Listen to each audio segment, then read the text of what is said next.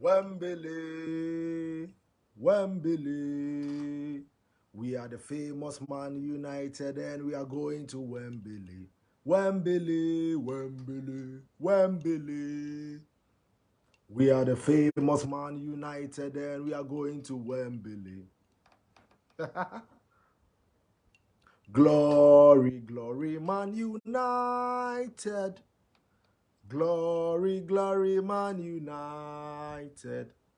Glory, glory, Man United, as the rest go marching on. In 77, it was Doherty. Atkinson will make it 83. And everybody, Paul Strawbridge, okay, they'll be singing, Que sera, United.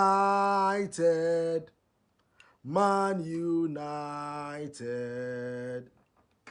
We are the boys in red and we are on our way to Wembley. So welcome to Uncensored Friday Live with Ordained Crown Prince of Ghana, Poku Hitzfield. Welcome again to Uncensored Friday Live. Manchester United, we have one fourth in Wembley already, 3-0 win against Nottingham Forest. Going back to the City Ground, a place we haven't been since Ole Gunnar Solskjaer scored 4 goals as a substitute. So it had everything written. And fortunately for Manchester United, we went there. A commanding display. We managed to get a 3-0 win at the City Ground. And it's something we are looking forward to, especially considering the fact that we haven't won a trophy in 5 years. Our last trophy was the Europa League win in 2017, and a club like Manchester United, come on. We've gone too long without winning something. So I'm happy with the what's the name? With the victory against Nottingham Forest. But last week I sat here and spoke about our game against Arsenal. I felt Casemiro factor affected the game a bit. Casemiro out of any team, you are going to feel it, But I felt certain players just weren't themselves on that day. Somebody like Luke Shaw, I felt he was passive in the game, From what we've known of Luke Shaw, I was surprised that Zinchenko was playing his game and Luke Shaw, no. But it is what it is, and probably he had one of those games, but we've gone past that. We've won against Nottingham Forest, and we are looking forward to the game against probably Newcastle because they won 1-0 against Southampton. Southampton had a couple of chances, but fortunately they had Nick Pope. Nick Pope has been in superb form for Newcastle, and if we go to the final, the likelihood of a rejuvenated Newcastle side is going to be an epic final. It is going to be one of the finals that will be remembered for years. Eric Ten Hag's men. And Eric Ten Hag has done marvelously well, considering the fact that we lost our first 2 games. When we lost, we were like, here we go again. But then he changed a few things in this team. Benched Harry Maguire, has instilled some discipline in this squad. Marcus Rashford not coming to training on time or whatever, he's dropped. How he handled the Cristiano Ronaldo situation. So Erik ten Hag is doing an amazing job at Manchester United. And one may think that with ambitious owners, what can Erik ten Hag achieve this season with Manchester United if only our owners are ambitious enough, But it is what it is. The Glazer family has literally ruined Manchester United. From the biggest club into the world, from the biggest club in the world to a mockery of ourselves. Now, I know so many people are pessimists and are like Manchester United, we should be content with the top 4 place. And I'm like, This is Manchester United we are talking about. We've won the Premier League more than any of the teams in the Premier League. So if there is a team that needs to be ambitious, that is supposed to be Manchester United. I get fans have been pessimistic because of everything that is happening, but we are in a very serious situation. We've seen deficits of 14 points being cut down. If you can go on a run, now the Arsenal game was a blip, and I hope it is a good blip, of course, because Arsenal are flying, and nobody has beaten them since we last beat them. So we getting that defeat late on at the Emirates shows where Manchester United are. Going away from home, an informed team, responding twice, going in front by Marcus Rashford, blah, blah, blah. The ambience and everything at the Emirates right now is unparalleled, you know, anywhere else. So if we are able, or if we were able to produce that performance, it shows where Manchester United have gotten now under Erik ten Hag, and I applaud him so. What he has done, Erik ten Hag. So 1 Hag, 2 Hag, 3 Hag, 4 Hag, 5 Hag, 6 Hag, 7 Hag, 8 Hag, 9 Hag, 10 Hag, 10 Hag, 10 Hag. I love Erik ten Hag, and we are all happy as Manchester United fans now.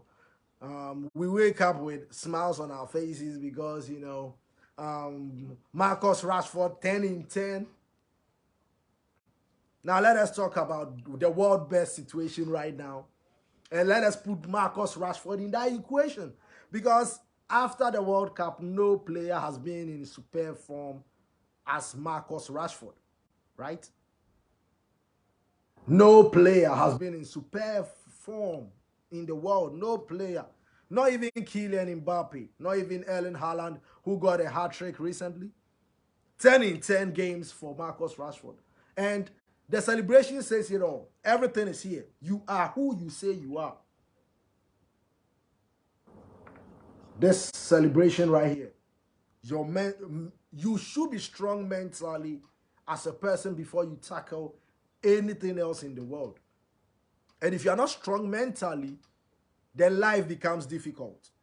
Then even blessings become curses to you. You know, you remember when you used to play and all you wanted is the first contract, and now you've got contracts, you've got MBAs, and sometimes you forget where you came from, right? And then life itself has changed. You are no more hungry. So the zeal sometimes run away. And sometimes people forget footballers are humans. Just imagine you getting nothing to being paid 250K a week. And now you can buy virtually everything you want in the world, probably, you know. If you want a house in Dubai, you can buy one and use it as a vacation home. So just imagine a life like that. Sometimes you forget the zeal to play football, and most footballers go through that phase. We can see Jadon Sancho, you know. I think Manchester United gave the boy too much money. How can somebody who was earning less than 70K at Borussia Dortmund? I love Borussia Dortmund because of my German connections. You know, my dad lived in Germany for a very long time, and he always spoke about the Signal Iduna Park. And I love Borussia Dortmund, but they didn't get, how much was he earning at Borussia Dortmund? Then he came to Manchester United, and all of a sudden he's on 350K a week, and now the zeal is gone. Because we should remember there is a human behind the player, and sometimes you can be content with life and you forget about the goals and what you need to do to keep achieving the dream, you know. Sometimes we get there and we feel, oh, this is where we wanted to be. But then there is much more to do. What about empowering each other? What about doing this, you know, so many things. So I'm glad Erik ten Hag is handling the Jadon Sancho situation very, very good. Because when I look at how he has handled every player, every situation. Look at Lisandro Martinez, for instance. You know, Lisandro Martinez went to the World Cup won the World Cup with Argentina, came back, and we all expected a straight him coming straight back to the team. But then he was made to wait on the bench for a very long time. And then Erik ten Hag was playing Luke Shaw at where Lisandro Martinez used to play. And I'm like, Erik ten Hag is the man. Like, he's trying to tell you that if you go out of the team, when you come back, you need to start from the beginning before you get there, you know. And that is some authority right there. And we've not seen that in so many Manchester United managers over recent seasons, you know. The discipline of Erik ten Hag is like I want to applaud him on that, and he is setting standards at Manchester United, setting the right standards up there. Everything should be on the highest pedestal, you know. And I'm very happy with Erik ten Hag. Now, we were speaking about bad management and bad ownership. And when you look at the position of Manchester United right now, in four competitions, the only English club, and you look at the availability of transfers that came, people or top players becoming available, Erik ten Hag wanting them, but they just couldn't get him what he wanted. We all know he wanted João Felix. We all know he wanted Cody Gakpo, but he was given Wout Weghorst. And we'll be talking about Weghorst in a minute. But I look at these situations and I'm like, it's like you running a race, right? And you are in third place. But then you realize you can beat these two people, but all you need is water to drink to give you that extra energy to win the race. And then probably your what is the name, your manager says, no, wait till you finish the race before I give you water. That is the Glazer family to Erik ten Hag right now. Because if Erik ten Hag gets the forward, we know United are looking at one more forward before deadline day. And we need that, because when you consider the fact that Anthony Martial keeps dropping in and out of the team, Weghorst is doing an absolute fantastic job. His interplay, his hold-up play, he comes and links up play.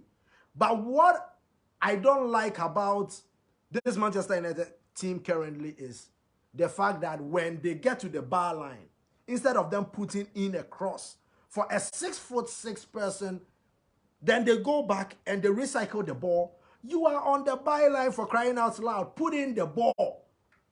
In the game against Nottingham Forest, when Facundo Pellistri came on, we saw he went to the byline and put in a cross. And that was the first cross I saw from this Manchester United team to Weghorst. Find the man. He is 6'6", for crying out loud. Sometimes he will do whatever he needs to do, but at the end of the day, the most important thing in football is the goals. Put in the ball, hang the crosses to the far post, and give him the opportunity to attack something. We know what Wout Weghorst can do.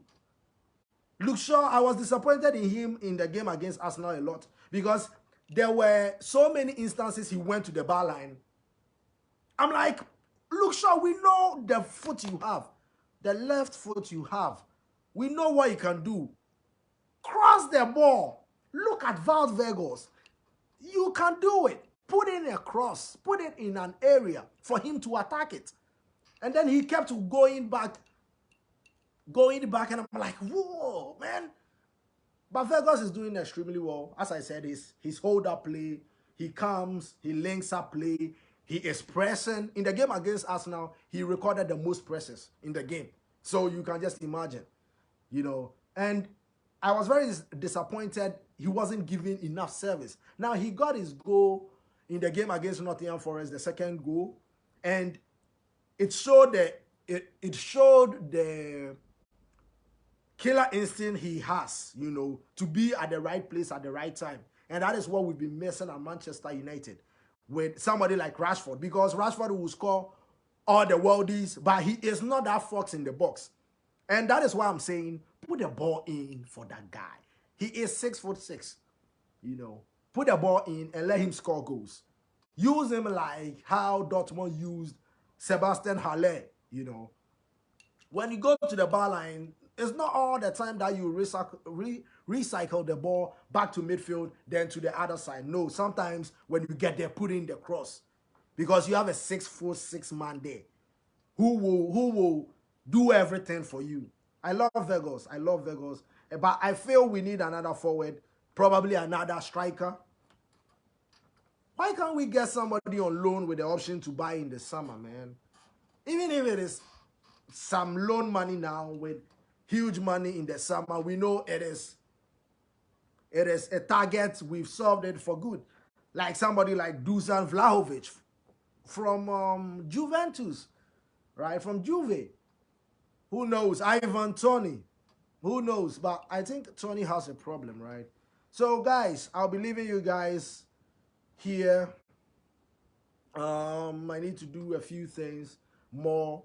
Building log cabin homes, contemporary styles with that rustic look is what we've been investing in. And very, very soon, I'll show you Rebelland Estates. Very, very soon, you will see how hard I've been working behind the scenes and how hard I've been trying to change the narrative of the black man, as the ordained Crown Prince of Ghana. Works are underway. I don't want to blow my own horn, and I don't want to start the fire before everything else is completed, But I promise you guys, you will be proud of the ordained Crown Prince very, very soon because of the things I've been putting, the people I've been meeting. I know there's been so many invitations. Now, United States, the United Kingdom. But then I need to do certain things first. I've been told by my forefathers to do so much before I will travel outside Africa. And I can't wait to be with everybody across the world. I can't wait to go to Saudi Arabia. I can't wait to visit Qatar. I can't wait to visit Dubai, meet these people, borrow their ideas, and come and implement it in my own country, Ghana.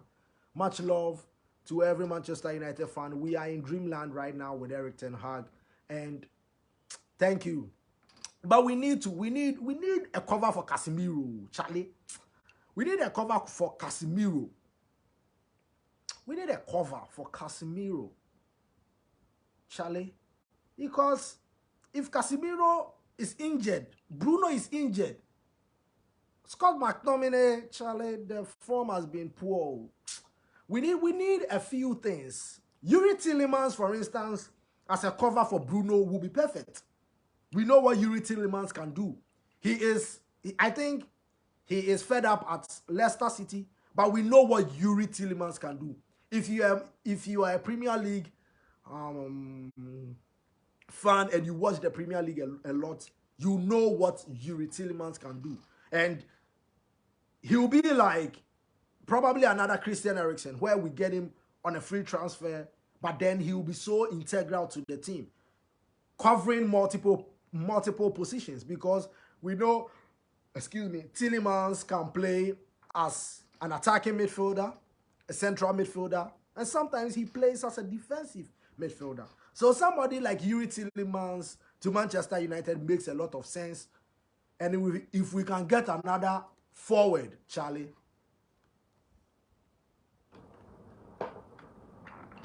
offer Leicester City something, offer him something, offer them something, and see whether we can get Tillemans, who can cover. He knows the Premier League.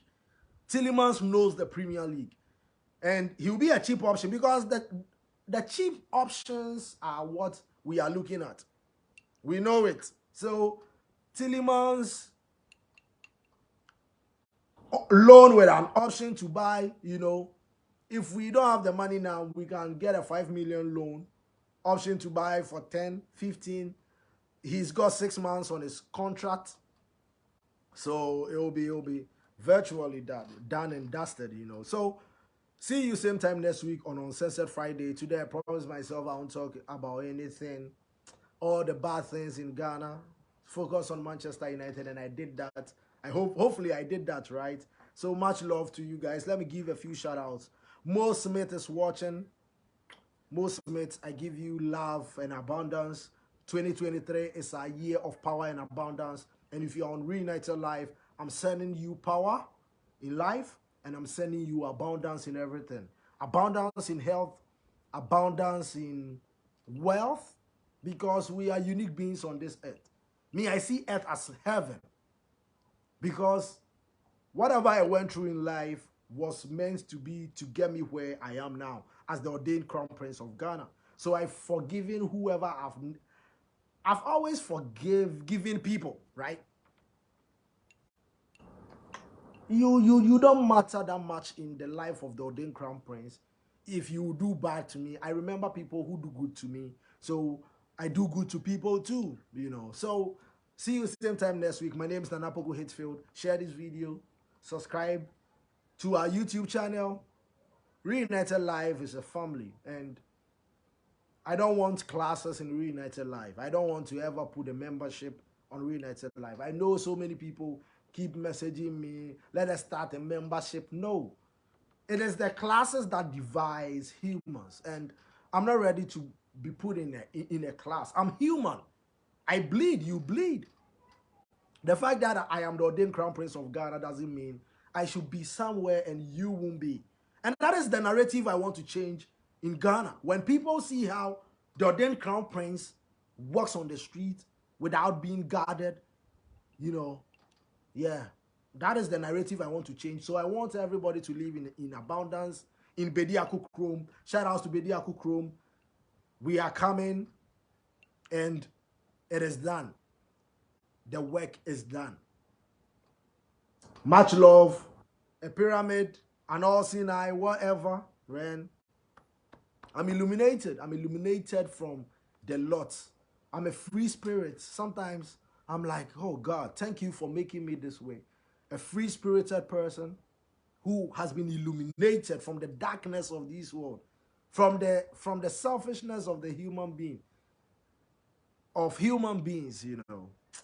See you same time next week. The name is Poku Hitzfield, the ordained crown prince of Ghana. Share, like, and subscribe. I leave you with power and abundance. Chichicha, meaning love and abundance, man. Mwah. What again? What sign again? Jinyame, Ghana, Morocco, South Africa, Cote d'Ivoire, Tanzania. I love Africa, man. Odva, oh, Charlie, a few shout outs. Samuel Aqua, shout outs to you. Chris Jackson, shout outs. Peter Robbins. Oh, Peter Robbins, man. Is it a Peter Robbins I know from Sweden? Yeah, I have a friend called, yeah, Peter Robbins. I hope. Much love to you. Odva Bruhav. Yeah. Much love. So see you same time next week. I've said it on numerous occasions, Charlie, I need to go and find some jollof and eat, But then, let me leave you guys with a song. Today, I didn't start the show with a song. Let me see if I can get you a song. I'll say, we are see musupa. Hey, and then I'm making. I kwesi flag bekume. We are see musupa. So one man when he had that won't come. Aha. I'll say, I dream bonnie to sign a bet ya me cra mean some cra na masria when nim why wunya mi bro. Se wunya mi bro, se wunia kuma padia won't come in. No, jina ye yam pefi. We dey go no sikenie kwekunie we are making. What am I ba me bo say abripo na mi show. Nyami shira to gumsu ama UK kwa na miku. Bede na meni abriobio. Nyankopon na say ho. Memfo ba mi nyobio. Nyomto na mi tuo. Nye no anka me fa hin ye juma be. Shout outs to Kweku Flake, man. This track, I like it. Much love. See you same time next week on Uncensored Friday with Ordained Crown Prince of Ghana and Poku Hitzfield. Chi, chi, cha.